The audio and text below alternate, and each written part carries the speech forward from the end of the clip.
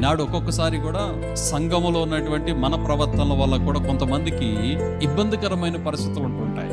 ఒక విషయాన్ని చాలా జాగ్రత్తగా గమనించాలి. సంఘంలో ఉన్నటువంటి మన ద్వారా ఒక ఆత్మ దేవుని మందిరానికి రాకపోయినా పర్వాలేదు, కానీ మన ద్వారా ఒక ఆత్మ దేవుని మందిరం నుంచి దూరమైందంటే అది సామాన్యమైన విషయం కాదు.